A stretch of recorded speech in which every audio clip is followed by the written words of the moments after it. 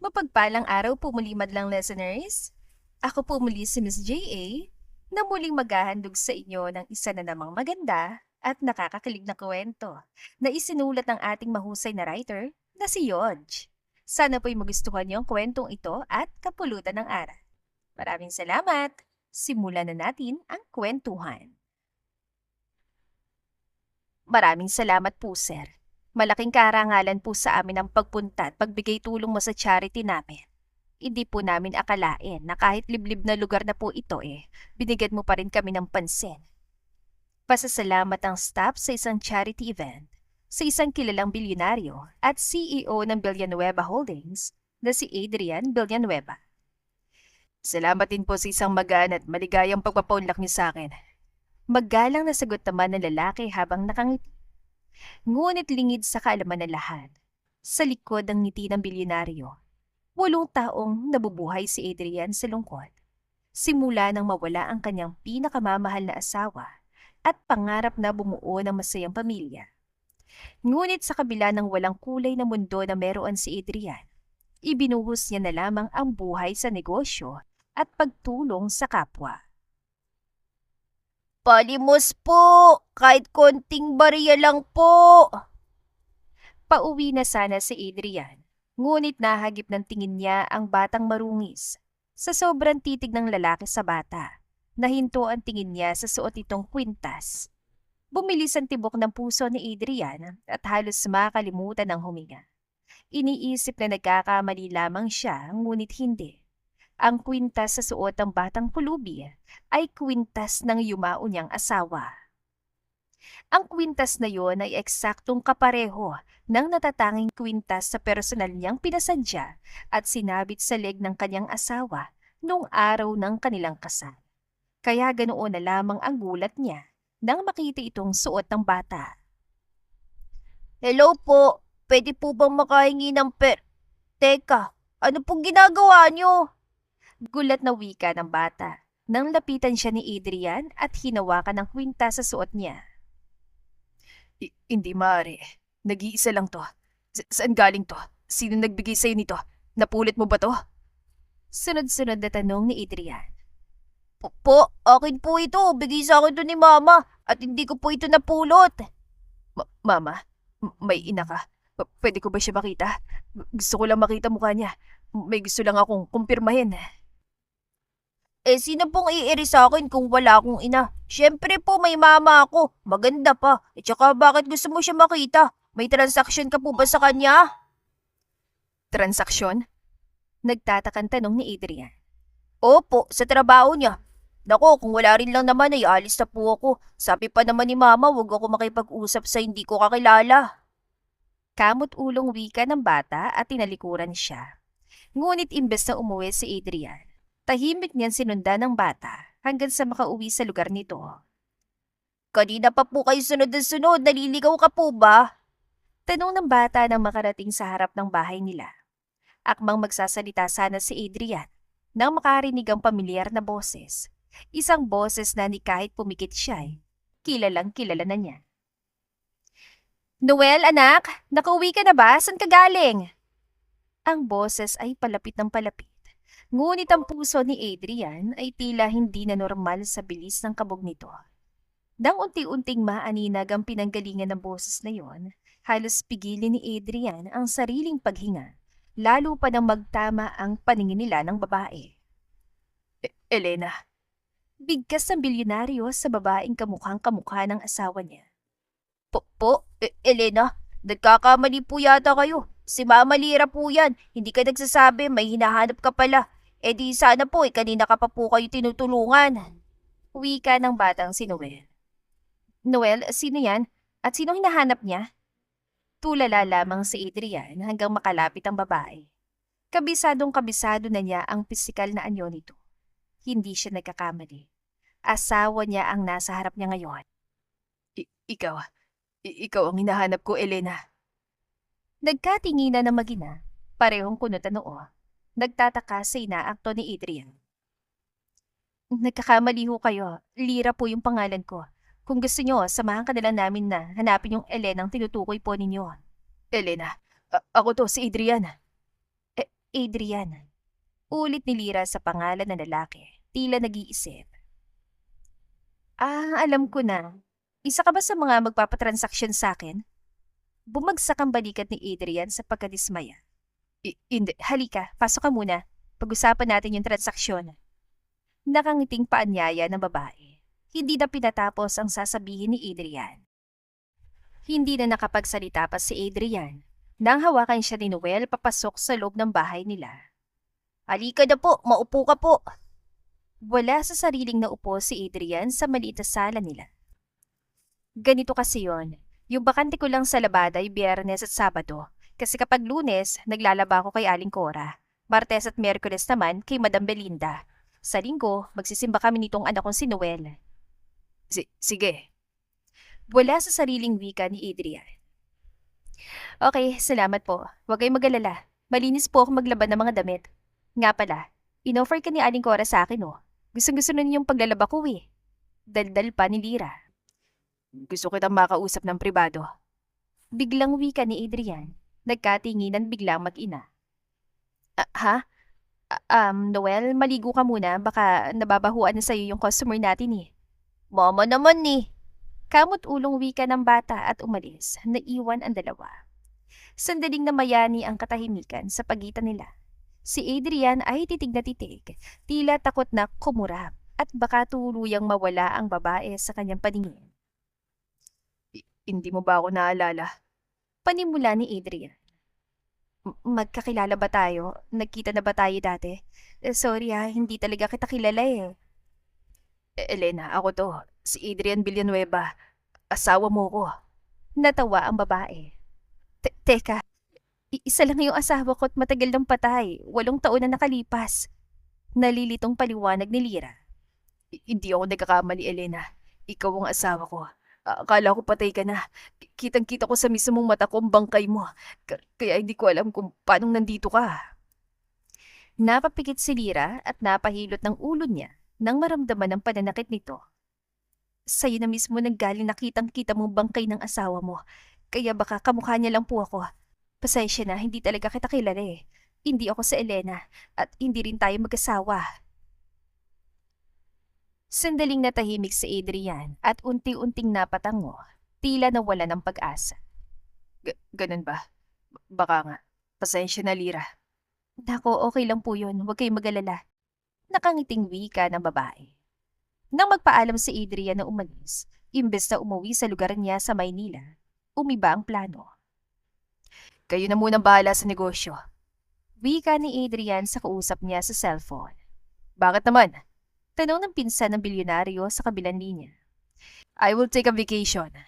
Pagsisinungaling ni Adrian. Ayaw niyang sabihin ng totoo dahil alam niyang pagtatawanan lamang siya ng pinsan niyang si Victor at baka mapagkamalan pa siyang baliw. Wow, sa mahigit 8 taon, ngayon mo lang naisip ang bagay na yan. Huwag kang mag-alala, kaming bahala ni Monica sa kumpanya mo. Ani Victor. Ang tinutukoy ay ang business partner ni Adrian. Baka matatagalan ako. Huling sambit na lalaki bago ibaba ang tawag. Samantala, nasa malalim na pag-iisip nang iwan siya ni Adrian. Napukaw lamang ang kaisipan niya nang pumasok si Mang Isko, isang matandang kariton driver na kumupkop sa kanila simula nang pumanaw ang asawa niya.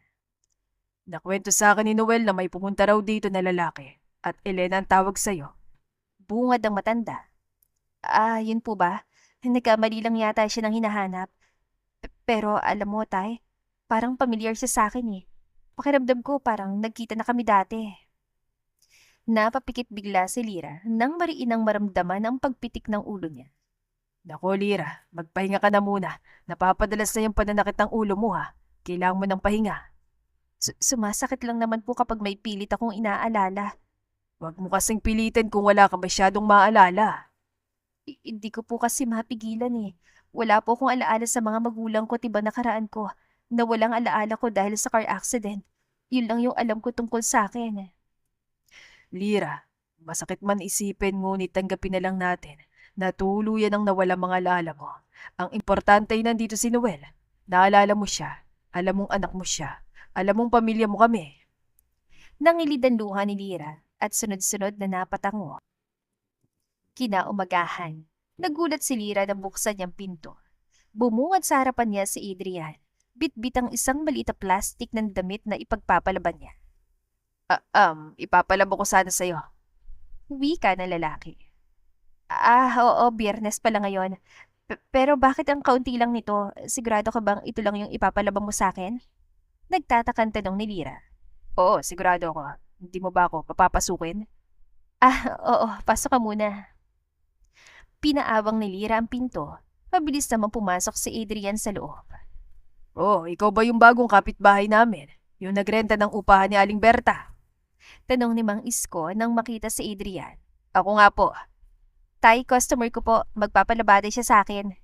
Nakangiting wika ni Lira.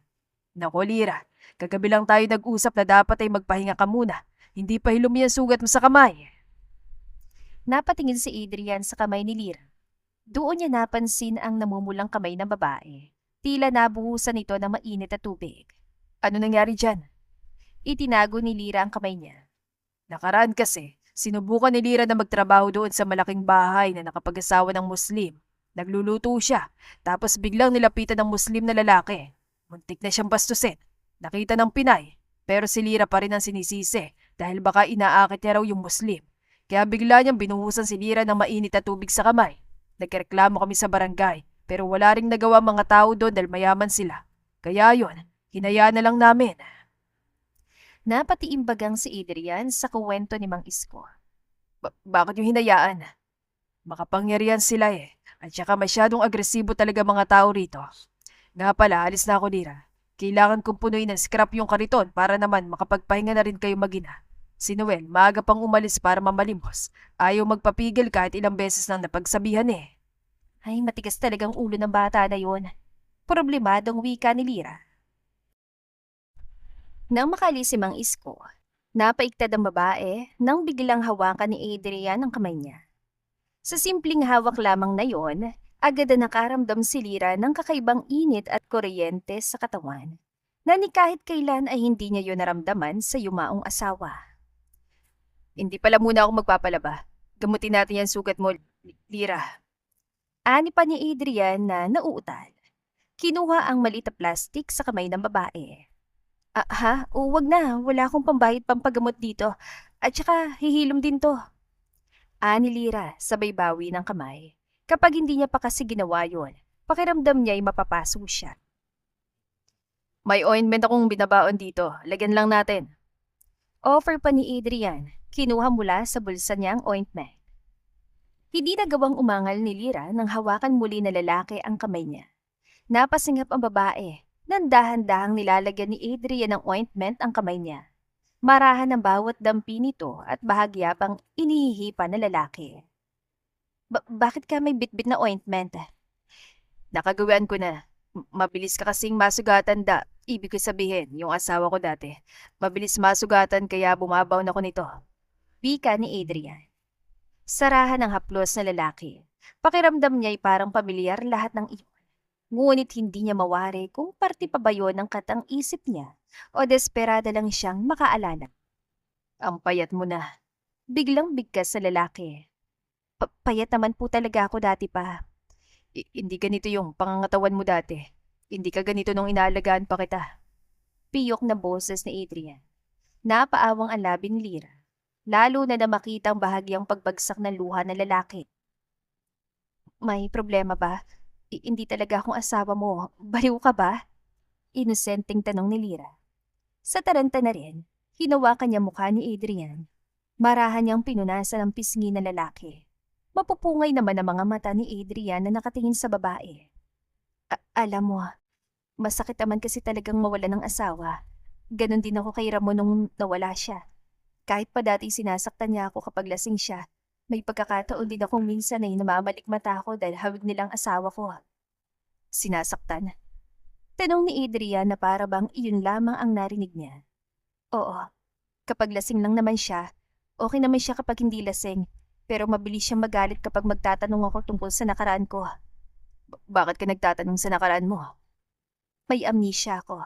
Wala akong maalala ni kahit katiting. Ang tanging alam ko ay anak namin si Noel at ang dahilan kung bakit ako nawala ng alaala. Dahil sa plane crash. Pagpapatuloy ni Adrian. Hindi naman ganyan yung kwento sa akin, Lira. Ako ang totoo mong asawa, Lira. Maniwala ka sa akin. Kilala kita. Hindi ako nagkakamali. Natawa bigla ang babae. Hindi nga ako yung Elenang tinutukoy mo. Ako si Lira Navarro, asawa ni Ramon Navarro. Ikinasal kami ni Ramon. Kung ayaw mong maniwala, nandito yung mga birth certificate ko at patunay na kinasal ako. Para naman mapanatag ka na. Wika ni Lira.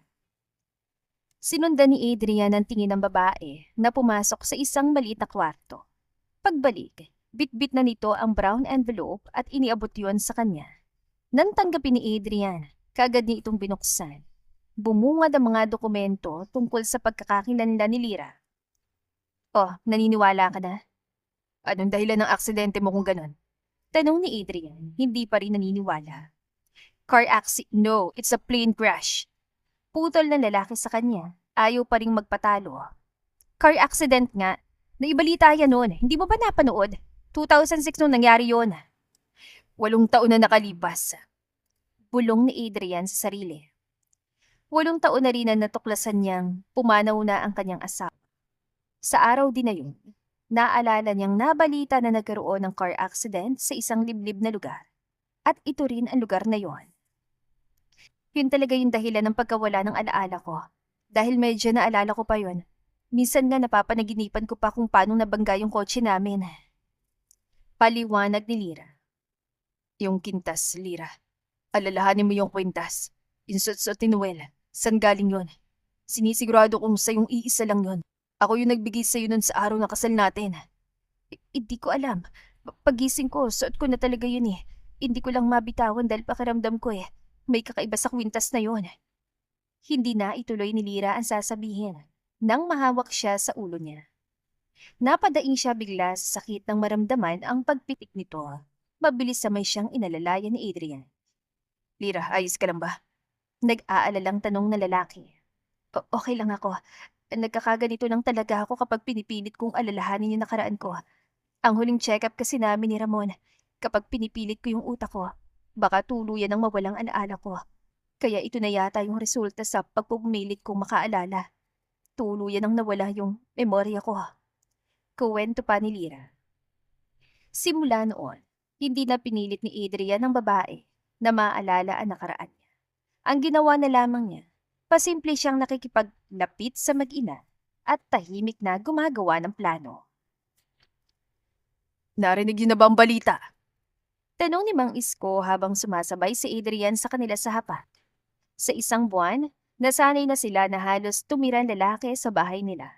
Kahit hindi nila alam ang pagkakakilanlan ni Adrian, napalapit ang loob nilang lahat dito. Ano pong balita, tatay? Nako Noel, umiiral na naman yung pagiging tsismoso mo. Sabi ko naman sa'yo, huwag kang makisingit sa usapan ng matanda, diba? Suway ni Lira sa anak. Lira, normal lang sa bata ang magtanong. Sa ganyang edad, puno ng kuryosidad ang utak ng mga bata.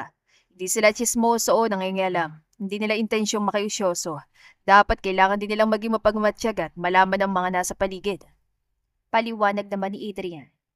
Yan ka na naman, lagi mo nalang pinagtatanggol si Noel kapag pinapagalitan ko. Reklamo ni Lira. Natawa naman si Mang Isko habang pinapanood sila. Ay para kayong mag-asawa na dalawa, hindi ko lang talaga kayo kilala. Pagkakamalan ko na kayong pamilya. Tatay, ituloy niyo po yung kwento. Ano po yung balita niyo? Si Noel na parang hindi makamove on sa nakalap na balita ng matanda. Yun ba? Lira, naalala mo ba yung bahay na pinagtrabahuan mo noon doon sa Pinay na nakapag-asawa ng Muslim? Nako, ayun. Unti-unting lumubog ang negosyo nila. Tapos yung landlord na nagpalaya sa inyo noon na tinapunan kayo ng basura. Lubog sa utang, kaya sinira ang bahay niya bilang kabayaran. Yung bumato kay Noel ng bato nung nakaraan na tambay. Ayun, ni-raid yung bahay dahil may nakapagsabi na gumagamit daw ng pinagbabawal na gamot. Ito pa ang pinaka, base sa nakalap ko. Basag ang mukha dahil binugbog din daw ng mga pulis at preso. Ang bilis ng karma, no? Salaysay ni Mang Isko. Nalihim na napangisa si Adrian. Dahil lahat ng iyon, siya ang may gawa. Habang lumalalim ang investigasyon niya, bukod sa natuklasan ni Adrian na si Lira ay walang anumang alaala tungkol sa nakaraan. Lumabas din ang mag-ina ay biktima ng matinding pananakit at pagmamanipula sa loob ng maraming taon. Narinig mo yun, anak. Kaya dapat huwag kang gumawa ng masama sa kapwa mo. Mas masakit at mahirap yung balik niyan sa'yo. Napakamot ng ulo ang bata. Mama naman wala naman akong ginagawa ng masama. Sila nga itong gumagawa ng masama sa akin pero hindi po ako gumaganti Pagmamalaki ni Noel. Pero kapag sumusobra na, Noel, kailangan mo ring lumaban. Minsan hindi sapat ang manahimik para tigilan ka nila. Adrian, huwag mo turuan si Noel na maging bayolente. Puna naman ni Lyra. Napakamot naman ang ulo si Noel. Hindi alam kung sino ang susundin sa kanilang dalawa. Nang matapos kumain, agad na iniligpit ni Lyra ang hapag. Maging si Adrian ay tumulong na rin. Samantala, nagpaalam naman si Mang Isko na magtrabaho na. Adrian, tawag ni Lyra sa lalaki habang pinapanood itong naguhugas ng pinggan. Bakit, Lyra? May problema ka ba? Ha? Wala naman. Gusto ko lang sanang magtanong. Nagtataka lang ako. Isang buwan na simula nang tumira ka sa lugar namin, pero hanggang ngayon, hindi ko pa masyadong alaman tungkol sa pagkakakilanlan mo. Bukod sa alam kong 8 taong pumanaw ang asawa mo, yun lang yung alam ko sa'yo. Tagasan ka ba talaga? Anong trabaho mo? Palagi ka nagpapalabas sa akin tapos ang laki ng tip mo. Hanggang sa almusal at hapunan, ikaw na rin yung nagdadala. Sandaling hindi nakapagsalita si Adrian. Hanggat maaari, ayaw niyang ibunyag ang pagkakakilanlan niya. Dahil baka umiba ang pakikitungo ng mag-ina sa kanila. Laking isla ko. Hindi lang halata dahil may kaya yung mga magulang ko. Kaya ako nandito dahil gusto kong maranasan at tumira sa squatter area. At ang trabaho ko, may negosyo kami sa isla. Kaya yung pera ay sobra ko lang yun. Pagsisinungaling ni Adrian, dahan-dahang napatango si Lyra. Tila naniniwala na rin. Tulungan na kita dyan, tanging nasabi ng babae. Ako na, Lyra, magpahinga ka muna. Awat ng lalaki. Nagtama ang kamay ng dalawa. Si Lyra hawak ang baso. Si Adrian hawak ang kamay niya upang pigilan sana siya. Sa aksidenteng dampi lamang ng kamay ng lalaki, ito na naman ang kakaibang pakiramdam ni Lyra. Tila balibo-libong paru-paro ang naglalaro sa kanyang tiyan. Pamilyar ang init ng kamay ni Adrian na hindi niya mawari kung kanina niya pa ito naramdaman. Bukod sa lalaki. Mama, Tito Adrian, aalis na po ako! Paalam ni Noel. Doon lamang natauhan ng dalawa. Ibinalik ni Lyra ang baso sa lababo at inilayo ang kamay kay Adrian. Noel, gusto mo bang mag-aral? Nangislap bigla mga mata ng bata sa tanong ng lalaki. Oo naman po, kaya nga po ako namamalimos para makapag-ipon ako at makapag-aral. Nakangiting sagot ni Noel. Napayuko si Lyra nang marinig ang sabi ng anak. Doon niya lamang napagtanto kung gaano sila kahirap, na ni kahit pag-aaral ng anak ay hindi niya maibigay dito. Simula ngayon, ayoko na makita ka namamalimos. Gusto kong mag-aral ka mabuti. Ano pong ibig niyang sabihin? Paparalin kita. Mag-aaral ka, Noel. Ipapa-enroll ka namin ng mama mo sa pasukan. Napahiyaw ang bata sa tuwa. Kagad na tumakbo at napayakap kay Adrian. Narinig mo yun, Mama! Makakapag-aral na ako! Yay! Ang saya ko! Natutuwan sigaw ng bata. Totoo ba? Papaaralin mo siya? Tanong ni Lyra nang magpaalam si Noel na maglaro sa labas. Tutulungan kita, Lyra. Alam ko malaki yung oportunidad na naghihintay kay Noel. Nakangiting wika ni Adrian. Napaningon ang lalaki nang maramdaman ang pagtahimik ng babae. Nadatnan niya itong nangingilid ang luha. Pinapanood ang anak sa labas ng bahay nila na naglalaro. Anong iniisip mo? Bakit ako pa yung naging ina niya? Tila may kumirot sa puso ni Adrian nang marinig yon. Hinawakan niyang kamay ni Lyra at bahagyang pinisil ito. Namumungay ang mga mata niya nang lingunin siya ng babae. You are not a failure if that's what you think, Lyra. Hindi ibig sabihin na hindi mo na ibigay ang ibang pangangailangan ni Noel. Hindi ka na mabuting ina. Inaalagaan mo pa lang siya. Pinungusan ng pagmamahal at pinakain. Ginagawa lahat para sa kanya. Malaking bagay na yun para kay Noel. Sa tingin mo, nagsisisi ba siya na ako yung naging ina niya? Tanong ni Lyra. Pareho silang napalingon sa bata. Tumatakbo papunta sa kanila. Niyakap bigla ni Noel ang tuhod ng kanyang ina. Mama, dapat kasama ka na magpapa-enroll sa akin sa school para may pagmalaki kita ah. Nakangiting wika ng bata. Nagkatinginan sina Adrian at Lira. Lira, sa tingin ko hindi. Lumambot ang ekspresyon ng babae at nangilid ang luha. Sa kabila ng plano ni Adrian na mapalapit sa mag-ina at mag-imbestiga sa lugar nila, hindi niya rin nakalimutan na imbestigahan pati ang nakaraan. Sa mahigit 8 taon, ngayon niya lamang naisipan na hukayin yon nang makita niyang kamukha ng asawa niya. Kailangan ko munang umuwi sa amin. Panimula ni Adrian habang tinutulungan si Lira sa paglalapag ng plato sa habag. Aalis ka? Bakas ang lungkot sa boses ng babae. May malaga lang akong gagawin. Babalik ka naman, di ba? Napangiti si Adrian at hinawakan ng kamay ni Lira at bahagyang pinisil ito. Babalik ako, Lira. Pangako pa ng lalaki. Maya-maya pa'y dumating si Noel na balot ang jacket ang katawan. Bakas ang pagkatamlay sa mukha nito, ngunit nang makita ang dalawa, kagad na sumilay ng ngiti sa labi nito, kahit pa na may kakaibang emosyon sa mga mata nito. Tumakbo ang bata palapit sa kanila at pareho silang niyakap na mahigpit. Nagkatinginan ng dalawa. Nagtataka man ay niyakap na rin nila ito pabalik. Halos tumaas ang balahibo at halos pigilan ni Lira ang paghinga nang magtama ng mga balat nila ni Adrian. Anak, ang init mo may lagnat ka ba? Puna ng babae nang mapansin ito. Napaiwas ang tingin si Noel. Okay lang po ako, Mama. Magpapahinga lang po muna ako. Napagod po ako sa school At saka magre-review pa po ako. Nakangiting wika ng bata. Papainumin kita ng gamot mamaya ha? Magpahinga ka muna anak. Basta, huwag mo masyadong i-pressure ang sarili mo sa pag-aaral, okay? Wika naman ni Adrian. Sunod-sunod na napatango ang bata. Salamat po sa pagpapaaral sa akin, Tito Adrian. Pangako po, mag-aaral po ako mabuti. Wika ni Noel at tumakbo na sa kanyang kwarto. Kontakin mo ako kapag may kailangan ka. O kapag gusto mo akong kausapin. Kung hinahanap mong presensya ko, text mo lang ako. Magre-reply ako, Lira. Gamitin mo tong cellphone para kontakin ako. Huling habili ni Adrian bago siya bumalik sa lugar niya. Masyado mo naman yatang sinagad yung bakasyon mo, Adrian. Parang nakalimutan mo na yata ako dito. Nagtatampong wika ni Monica, business partner ni Adrian. I'm sorry, Monica. Thank you sa pagbantay dito habang wala ako. What's business partner are for, Adrian? Kung hindi naman natin tutulungan ang isa't isa. I know you're still in grief. 8 taon na namatay ang asawa mo. Pero alam ko nahirapan kang makamove on sa pagkawala niya.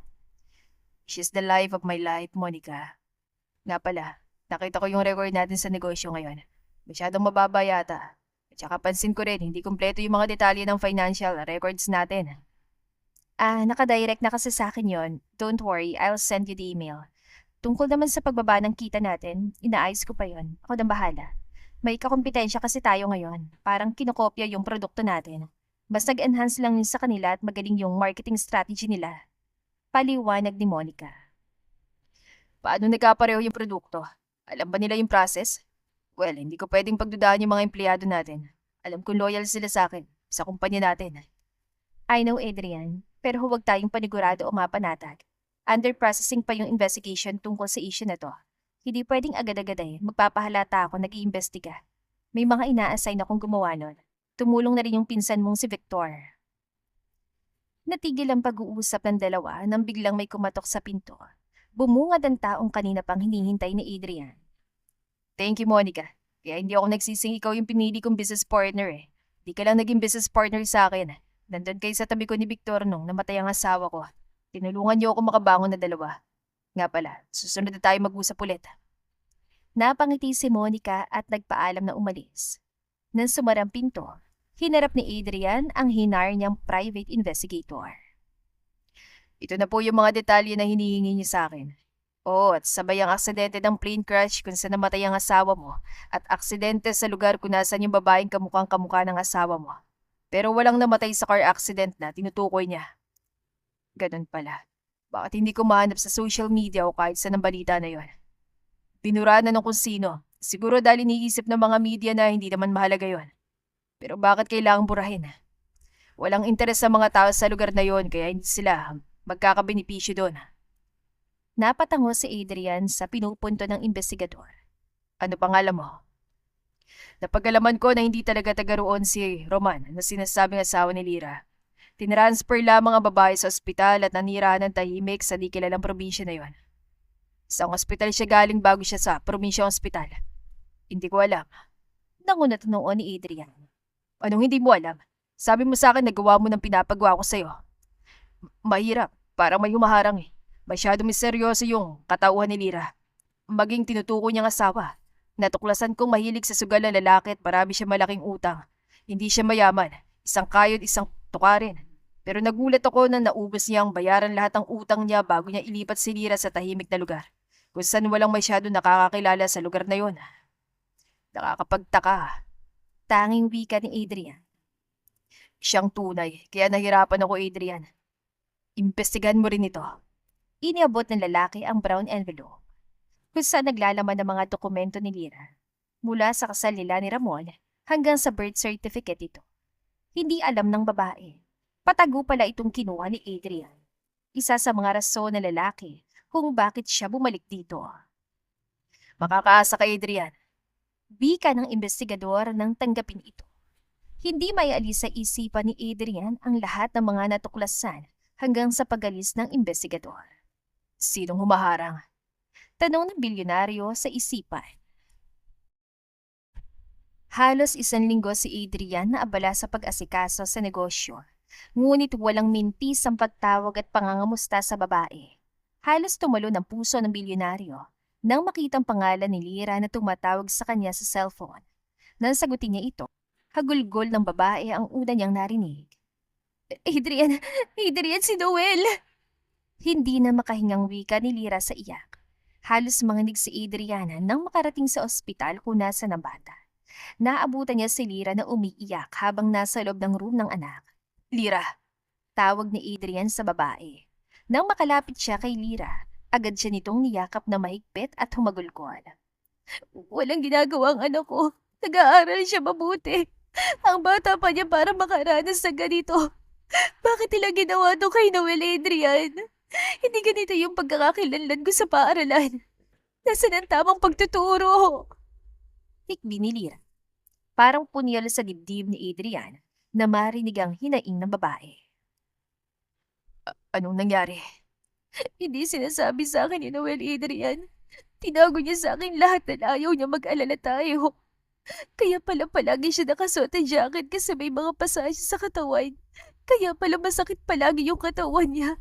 Pero ayaw niya magpailot kasi nasasaktan siya.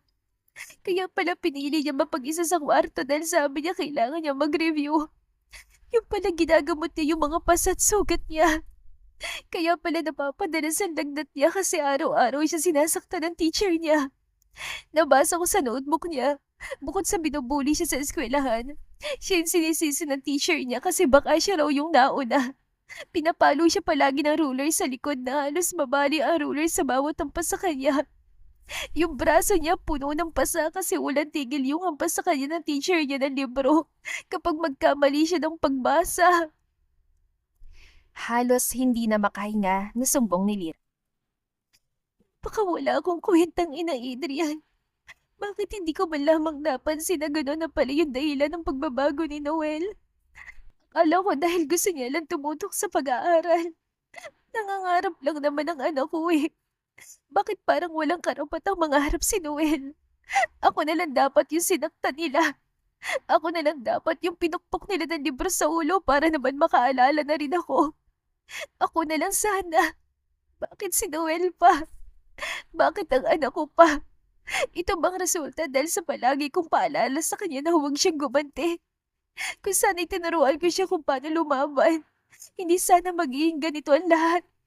Hindi sana siya nagmana sa akin at tuwag. Hinawakan ni Adrian ang mukha ni Lira at pinaharap sa kanya. Lira, look at me. Wala kang kasalanan. Kahit kailan hindi ka naging masamang ina kay Noel. Ibang-ibang pamambara ng ina kung paano ipakitang pagmamahal nila sa anak. Saludo ko kung paano mo napalaki si Noel na mabait, mapagkumbaba at matalinong bata. Tulad ng sabi mo, hindi niya sinabi sa yung pinagdadaanan niya dahil ayaw niyang mag-alala ka. Kapag nagising si Noel, tiyak akong ganun din siya. Sisisihin niya rin ang sarili niya. Kaya huwag kang mag-alala. Bibigyan natin ng hustisya ng ginawa ng mga taong ito kay Noel. Magbabayad sila lira. Tiimbagang ni Adrian.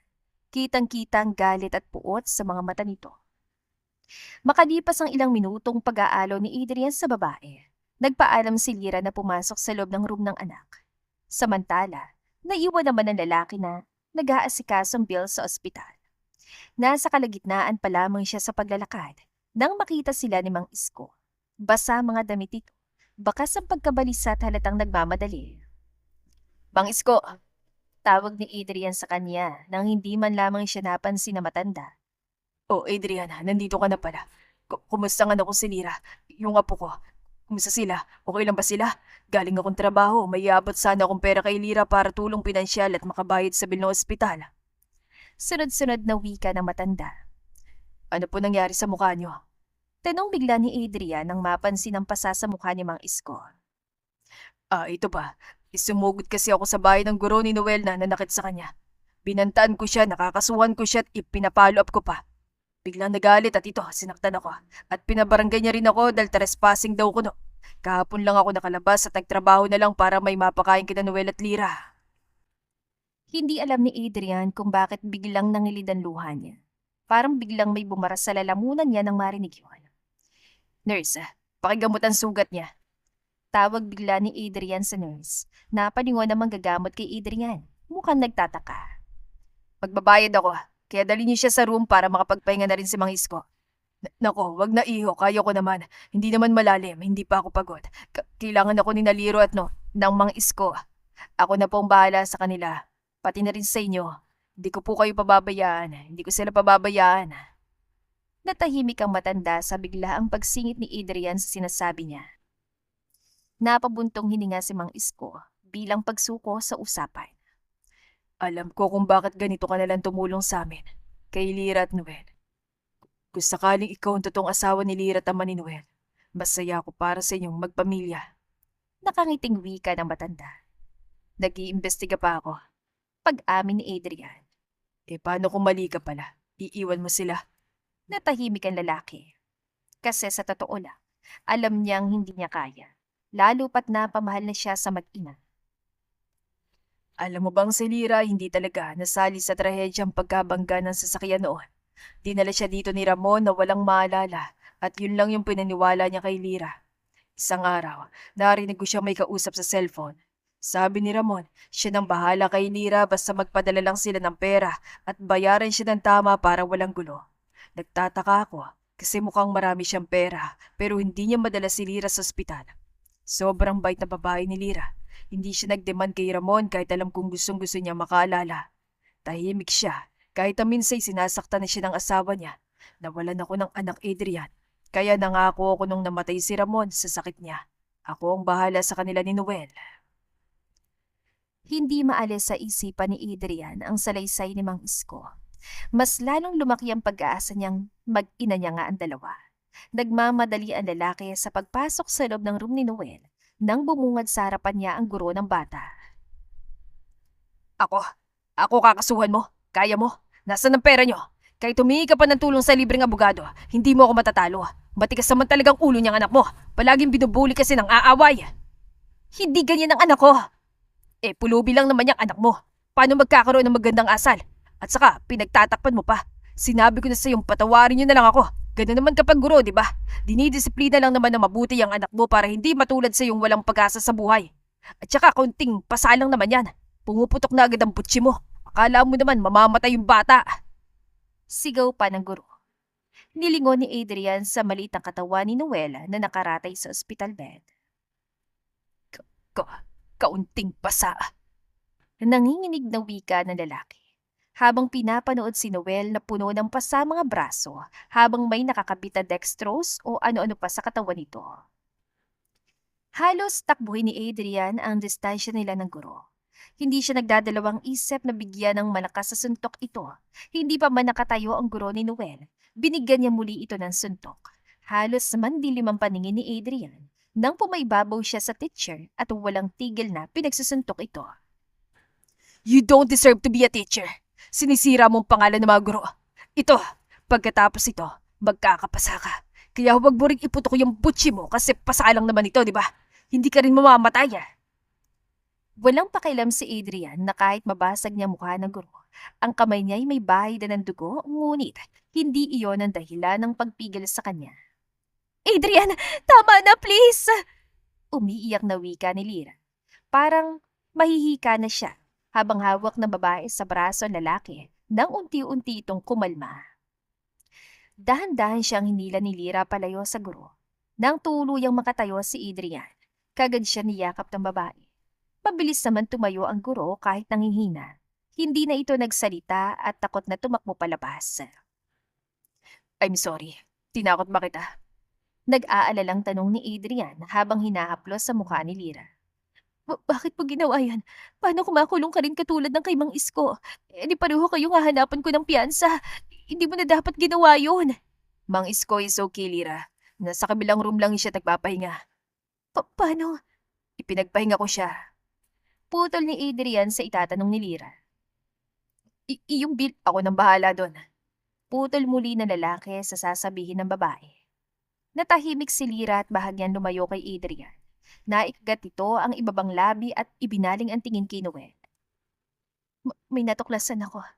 Nagkita kami ng staff sa charity event na pinuntahan mo. Bakit ka nagpanggap, Adrian? Napag-alaman ko mayaman ka. Isa ka sa mga mayaman na bilyonaryo at sikat na CEO ng Villanueva Holdings. Narinig ko yon. Biglang may dumang alaala sa isip ko na minsan nakapunta na ako ron. Hindi ko lang maalala kung kailan. Pero isa lang yun nasa isipan ko ngayon. Napalingon si Lira kay Adrian. Pakiramdam ko, hindi ko asawa si Ramon. Kasi sa tuwing magkasama kami, wala akong naramdaman katulad ng nararamdaman ko sa'yo. Kapag kasama kita, pakiramdam ko parang may pumupukaw na pamilyar sa isipan ko. Pakiramdam ko, ako talaga yung nawawala mong asawa. Pero parang imposible. Kaya para mapanatag ka, para mapanatag tayo, subukan natin yung DNA test kay Noel. Kapag siya talaga yung anak mo, ibig sabihin, ako yung asawa mo. At kapag hindi, panahon na siguro para iwan mo kami, Adrian. Tama ng pagpapanggap. Magpakatotoo ka. Alam ko nangungulila ka lang sa asawa mo. Bakas ang sakit sa mga mata ng babae nang sabihin yon. Lira, hindi mo kailangan gawin yan. May pinagdadaanan si Noel ngayon. Nag-aalalang wika ni Adrian. Mama. Parehong napalingon ng dalawa nang marinig ang mahinang pagtawag ni Noel sa kanyang ina. Kagad na lumapit si Lira sa anak. Umupo ito sa tabi nito at hinawakan ng kamay ng anak. Narinig ko po pinag-uusapan niyo. Papayag po ko sa DNA test. Baka nga ako yung anak ni Tito Adrian. Baka nga tayong pamilya niya. Wika ng bata. Hinawakan nito ang kwintas kung saan ito ang naging dahilan ng pagdala ni Adrian sa mag-ina. Isinagawa rin ang DNA test. Habang naghihintay ng resulta, hindi ipinaramdam ni Adrian sa mag-ina na ganoon ang habol niya. Binayaran niya ang bills at halos araw-araw binibilhan si Noel ng pagkain ang mag-ina na masasarap. Samantala, hindi naman pinatrabaho ni Adrian si Mang Isko at pinagpahinga nito sa bahay nila. Therefore, Manuel de la Cruz found guilty. Nag-ingay ang mga tao sa korte. Samantala, nangingilid ang luha ni Lira habang niyayakap ang anak na si Noel. Kahit nanginginig man ang katawan sa gitna, nagsalita ito sa katotohanan. Sinabi niya lahat ng pang-aabuso sa kanya ng kanyang guro. I'm proud of you, Noel. You did well. Mapagbabayaran niya lahat ng ginawa niya sa'yo. Sisiguraduhin ko rin na magbabayad ang mga taong nanakit sa'yo. Wika pa ni Adrian, kahit sunod-sunod ang hearing nila. Pinakanseling naman ng lalaki ang bata para mapabuting ang kalagayan nito. Nangilid ang luha ni Noel at niyakap ang lalaki. Maraming salamat po. Sana, ikaw na lang talagang papa ko. Umiiyak na wika ng bata. No matter what, I'm your father, Noel. Anak kita. Malambing na wika ni Noel. Na makauwi sa bahay, naabutan nila si Mang Isko na naghahanda ng makakain nilang dalawa. Nandito na pala kayo. Naganda ako ng pagkain para sa inyo. Tamang-tamang dating nyo kasi kakaluto lang nito. Halina kayo. Noel, apo, niluto ko yung paborito mo. Masayang bungad ng matanda. Mabilis na tumakbo ang bata. Imbes na sa hapag tumungo, isang mahigpit na yakap ang ibinigay niya sa matanda. Natawa naman si Mang Isko. Ngunit bakas ang pagtatago nito sa totoong emosyon niya. Salamat po, tatay. Kahit hindi mo kami kadugo, kinupkup niyo pa rin kami ni mama. Hindi niyo po kami pinabayaan. Sinserong wika ni Noel. Niyakap naman pabalik ni Mang Isko ang bata habang nangingilid ang luha. Nang magsimula na silang kumain, nagsimula na naman si Mang Isko sa kagawian niyang magchismis habang kumakain. May nakalap akong balita. Panimula ng matanda. Naku, tatay, kung chismis lang po yun. Ano po yung balita? Hirit ni Noel. Imbes sa saway nilirang anak, napangiti siya. Ilang araw ding tahimik si Noel sa nangyari. Ngayon, masaya siya na unti-unting bumabalik ng sigla ng anak. Ano nakalap mo, tay? Singit naman ni Adrian. Halatang hindi interesado, ngunit idinaan niya lamang yon sa biro para makita ang reaksyon ni Lira, na ngayon ay nakataas ng kilay. Napatingin ng tatlong lalaki sa babae. Parang naghihintay na mapagalitan sila o payagan na ilabas ni Mang Isko ang balita na yun. Napabuntong hininga si Lira. Oo nga po, tay. Ano po ba yon? Nag-aalinlangan tanong ng babae. Tila naiintriga na ring makarinig ng chismis. Natawa silang lahat, maging si Lira. Nako, kunwari ka pa, chismosa ka rin. Nagmana sa ang anak mo. Ito kasi yon. Yung mga nambuli kay Noel daw sa paaralan niya. Yung mga magulang na mga bata ay biglang bumagsak ang mga negosyo nila. Kahit ang kilalang pinakamayaman sa bayan natin, biglang lumubog sa utang para lang mapabangon yung negosyo nila. Kaso wala talaga. Yung anak ng mayor na kaklase ni Noel, nabunyag yung korupsyon niya sa mga mamamayan. Kaya yun, halos pagkaguluhan siya ng mga tao. Lahat ng bumangga kay Noel, unti-unting bumabagsak. Kuwento ni Mang Isko habang nakatingin kay Adrian. Napainom ang bilyonaryo ng tubig dahil siya lahat ang may gawa noon. Ginamit niyang koneksyon niya para ipagiganti ang ginawa nila kay Noel. Hindi mo dapat ginawa yun, Adrian. Wika ni Lira ng tabihan ng lalaki. Nakasandal si Adrian sa pinto habang pinapanood si Mang Isko at Noel na naguhukay ng lupa. Balak ng dalawa na magtanim ng gulay. They deserve it, Lira. Dapat lang sa kanila yon. Dapat nilang maturuan ng leksyon. Tiimbagang na wika ni Lira. Masakit ang ginawa nila sa anak ko. Kahit na ganun yung ginawa ng mga bata, hindi nararapat yun, Adrian. Huwag mong ilagay sa kamay mo lahat. Hayaan natin ang langit ang magbigay ng karma sa kanila. Sapat nang napakulong natin yung guro. Yung mga bata may oras pa para magbago sila. Kailangan lang nila nakausapin na mabuti, disiplinahin na maayos at turuan ng magandang asal. Mabagal na paliwanag ni Lira. Tila sinadya nitong bagalan para mas lalong maunawaan ni Adrian ang pinupunto niya. Nagtagal ang titig ng lalaki sa kanya. Nang magtamang paningin nila, panibagong pamilyar na alaala ang dumaan sa memorya ni Lira. Hinaplos bigla ni Adrian ang pisngi niya. Katulad ng lagi niyang ginagawa sa asawa niya, bigla niya itong hinalikan sa noo ng marahan at mabagal, na para bang sinasabi nito na siya talaga ang asawa niya. At sigurado na si Adrian doon, may ebidensya man o wala. You're my wife. Sigurado na ako doon. I knew every inch of you, Elena. Lira man ang alam mong pangalan mo. At mapalira o Elena ka man, alam ko, asawa kita. Marahang bulong ni Adrian. Bumilis ang tibok ng puso ni Lira. Hindi siya umangal. Hindi siya nakaramdam ng kirot nang inahalin tulad siya ni Adrian sa alam niyang yumaong asawa nito. Bagkus, naramdaman niya ang marahang pag-aplos sa kanyang puso. I'm your first love. Your first kiss. Unang kita pa lang natin. Hinalikan mo ko sa gitna ng ulan. May kausap pa ako sa cellphone noon. And then, you confess your love to me. Hinalikan din kita pabalik kasi hindi mo alam. Matagal na kitang gusto. Sa gitna ng ulan. Saksi ito kung paano natin natuklasan na mahal natin ang isa't isa. Kuwento ni Adrian na para bang pinapaalala nito lahat kay Lira. Adrian, ang tanging lumabas sa labi ng babae. Naramdaman niya ang bahagyang pagpitik ng ulo niya. Muling may dumang alaala sa isipan niya, ngunit malabo. Hindi niya mawari kung ano yun. You're the greatest risk that I had. Handa akong harapin lahat para lang matikman ang matamis na halik mong muli. Sa gitna ng ulan, gusto kong maalala mo ko. Kahit ang ulan ay hindi makakabura ng alaala ko sa'yo. Dahil ikaw yung buhay ko. Marahang wika ni Adrian. Nangunot ang noo ni Lyra. Pakiramdam niya'y narinig niya lahat ng katagang yon. Sinundan na lamang ng tingin ni Adrian na papalayo sa kanya.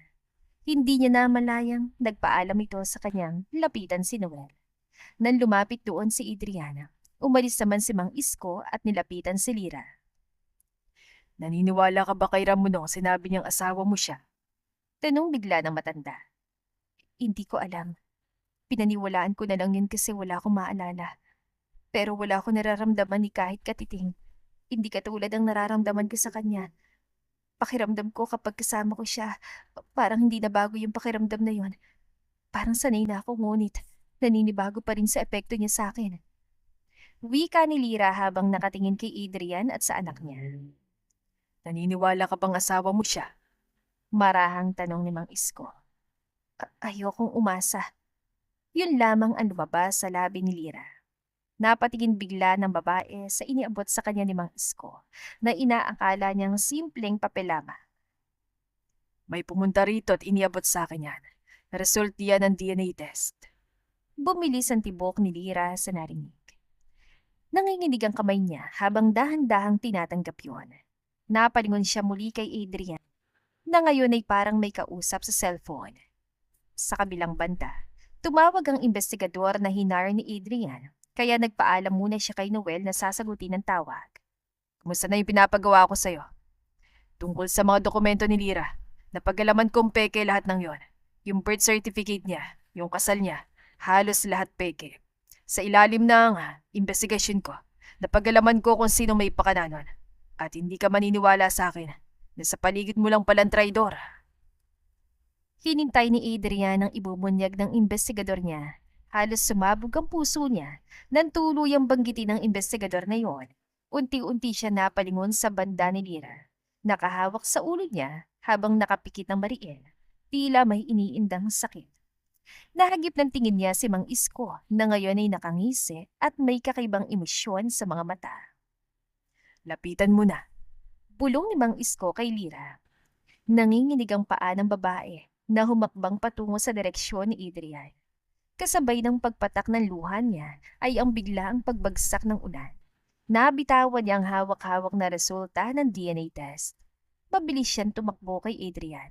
Nakaawang ang labi ng lalaki. Handa na sanang magtanong ngunit agad na kumapit si Lyra sa batok niya at bigla niya itong siniir ng isang malalim na halik. Puno ng pangungulila at puno ng alaalang kasama si Adrian. Ang asawa niya, ang buhay niya.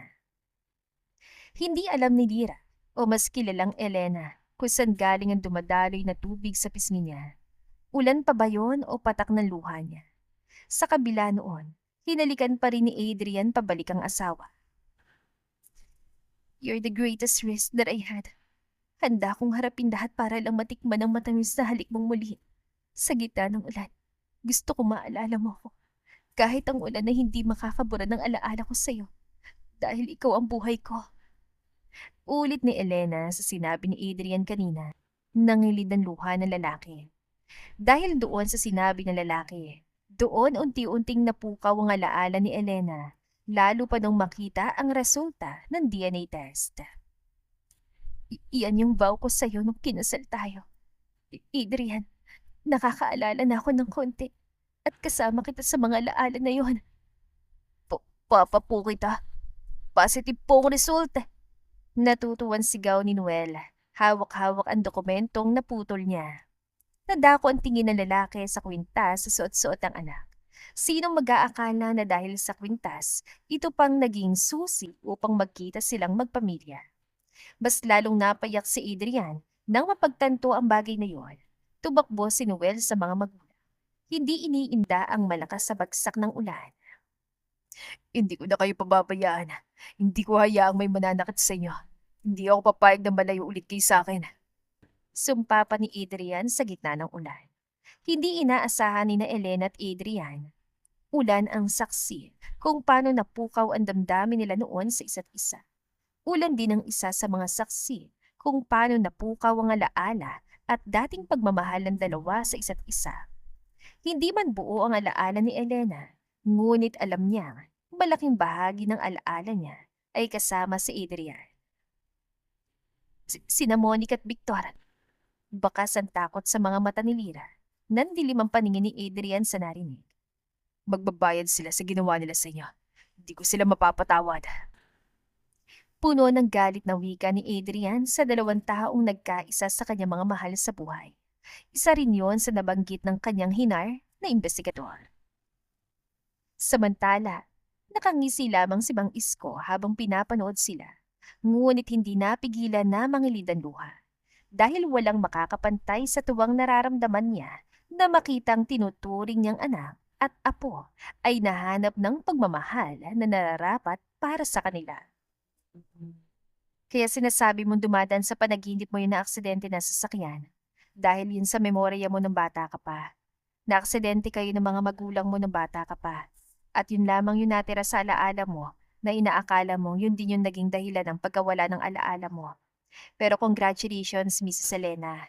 Unti-unti ka nang nakakaalala. Napakaswerte mo. Sa cases na ganyan, madalang lang yung bumalik ang alaala nila. Sa'yo, hindi lang kaunting alaala yung bumalik sa'yo. Nakangiting wika ng therapist kay Elena. Maraming salamat po. Hindi po tuloy ang makakabalik ang ibang alaala ko kung hindi dahil sa tulong mo. Sinserong wika ng babae. Malaki yung naitulong ni Adrian, Lyra. Napakaswerte mo sa asawa mo kasi hindi siya sumuko. Alam mo ba nung nagpa-therapy siya sa akin, malaki yung kumpiyansa ng buhay ka pa? Sabi niya babalik siya kapag okay na siya. Pero ngayon, bumalik siya kasama ka. Kuwento pa ng therapist. Nang makalabas, napangiti siya ng madatna ng asawa at anak sa waiting area. Si Noel ay nakakandong sa ama habang tulog na tulog. Bahagya pa nitong binabaon ang mukha sa leg ni Adrian. Hindi pumayag ang lalaki na hindi maalala ni Elena ang lahat. Kaya gusto niya dumaan sa mahabang gamutan at counseling ang asawa. Hindi para balikan ng sakit, kundi para maaalala niya lahat ang magandang alaala kasama si Adrian. Na alam niyang madadagdagan yon, ngunit ngayon ay kasama na si Noel. Anak, Adrian, mahal, gising na. Marahang pukaw ni Elena sa kanyang mag-ama. Naunang nagising si Adrian. Kagad na pinataka ni Elena ng halik sa labi ang asawa. I love you, Adrian. Salamat sa lahat. Piyok na boses na wika ng babae. Alam mong mas mahal kita, Elena, o maging sinira ka man. Hindi ako magmamahal ng iba kung hindi ikaw. Marahang wika ni Adrian at bahagyang pinunasan ng pisngi ng asawa gamit ang hintuturo nito. Bakit ako walang kiss at I love you? Parehong napalingon na mag-asawa sa anak nila. Natawa sila na makitang simangot ang anak. Sabay nila itong pinataka ng halik. Handa ka na? Tanong ni Adrian habang hawak-hawak ang kamay ng asawa patungo sa loob ng korte. Hindi matatawaran ang ginawa nila sa akin, lalong-lalo na sa anak natin at sa mga taong nabiktima pa nila. Isa pa, alam ko nandito ka, hindi mo ako iiwan. Kaya bakit ako matatakot? Alam ko namang meron akong ikaw at hindi mo ako iiwan kahit anong mangyari. Nakangiting wika ni Elena bago harapin sina Victor at Monica. Matagal nang may inggit si Victor sa kayamanan at posisyon ni Adrian. Kaya nakipagsabuatin siya kay Monica na business partner ng asawa ko. Nangyari ang plane crash nung nagpaalam ako kay Adrian na lumipad patungo sa ina ko dahil bala ko sanang bisitahin. Hindi ako masamahan ni Adrian dahil abala siya sa negosyo. May nangyayaring pagnanakaw sa kumpanya ng asawa ko, kaya kahit gusto niya akong samahan, ako mismo yung hindi pumayag dahil alam ko kung gaano ka importante sa kanya yung negosyong iniwan ng lolo niya sa kanya. Sa kasamaang palad, nangyari yung plane crash. Buntis ako nung nangyari ang trahedya na yon. Ngunit imbes na iligtas ako ni Monica at Victor na siyang unang nakahanap sa akin, itinapon nila ako sa isang lugar na hindi ako pamilyar. Pineke nilang dokumento ko para paniwala kay Adrian na wala na ako. Yung death record ko at DNA records ko. Wala akong alaala nung pinakilala ni Ramon ng sarili niya na asawa ko. Upang makabayad si Ramon sa mga utang nila mula sa paggamit ng pagbabawal na gamot at utang sa sugalan. Ako ang ginamit nila para tuluyang makabayad si Ramon at panatilihin na wala akong maalala. Inaabuso ko nun, kasama ng anak ko. Mabuti na lang din, hindi ako nakunan. Ngunit nawalang alaala ko at naniwala sa mga kasinungalingan. Ngayon, hindi na ako papayag na malinlang kami. Hindi sila nagtagumpay ng mabuti sa plano nila dahil imbes sa inaasahan nilang paglubog ng asawa ko, sinubukan pa rin itong umahon. Alam kong para sa akin yun dahil nangako siya na kahit anong mangyari, mabubuhay siya para sa akin. Testamento ni Lyra at napatingin kay Adrian. Titig na titig ito sa kanya. Kitang-kita sa mga mata nito ang iba't ibang emosyon na nararamdaman ng asawa. Napangiti si Lyra na makitang pangingilid ang luha ni Adrian. Nang lapitan niya ito, agad siya nitong hinalikan sa noo. Pasensya na't kailangan niyo mapagdaanan ng anak natin yon. I'm sorry, I was not there. Puno ng pagsisisi na wika ni Adrian. Adrian, wala kang kasalanan. Pag-aalo sa kanya na babae. Pangako, magbabayad sila. Sumpa ni Adrian sabay lingon kina Monica at Victor na ngayon ay nakayupo.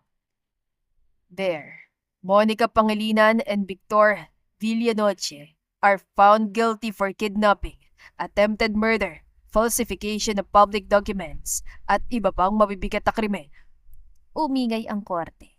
Nangilid ang luha ni Elena at niyakap na mahigpit sa Adrian. Bumalik sa alaala nila kung paano ginugol ng lalaki para maghanap pa ng ibang ebidensya.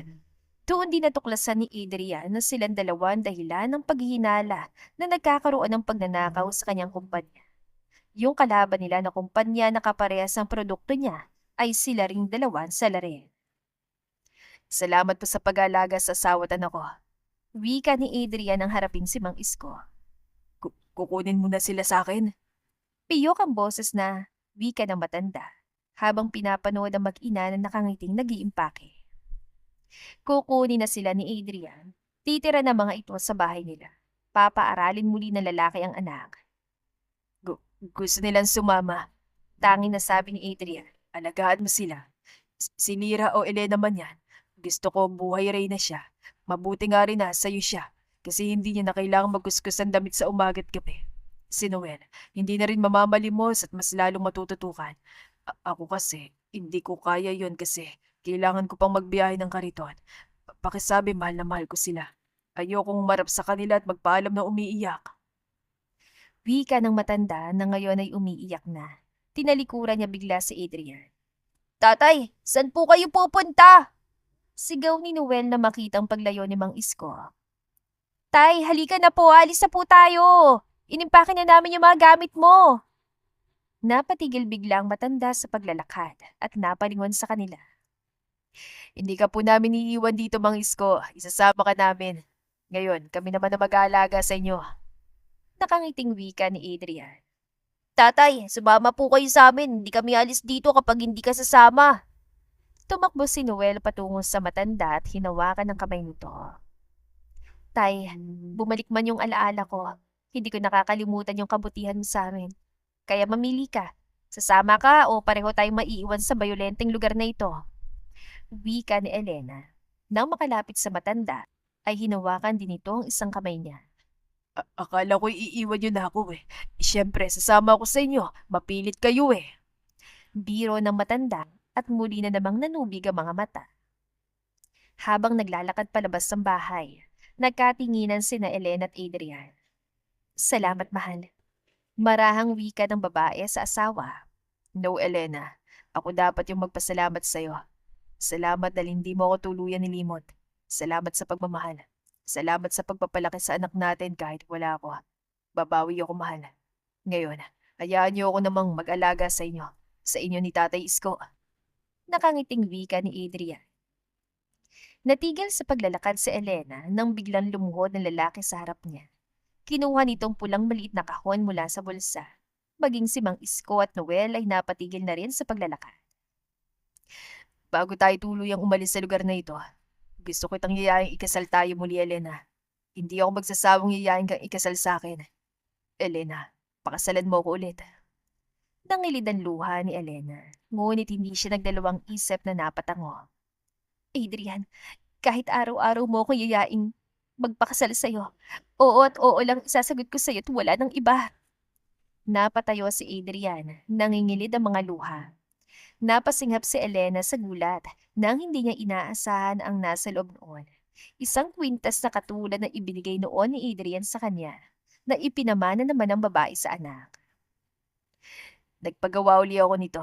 Ang kwintas na ito ay pinagawa ko para sa mga taong mahalaga at mahal ko sa buhay. Kayo yon, Elena.